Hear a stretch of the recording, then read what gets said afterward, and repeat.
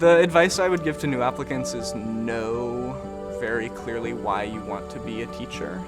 One, because they'll ask you in the interview, but two, because this program is a really big commitment and you'll get out of it what you put in. What Urban Teachers looks for in our candidates are candidates that, number one, have a commitment to making an impact in the lives of children. And that can be from a variety of things. It could be from tutoring, it could be from mentoring in college, or just in outside of the academic space. This program and what they ask of you is not for the faint of heart, but if you want to be a really good teacher and you want to do teaching for your whole life, then I feel like it's perfect for that. Know why you want to be a teacher, and be sure that it's a good answer.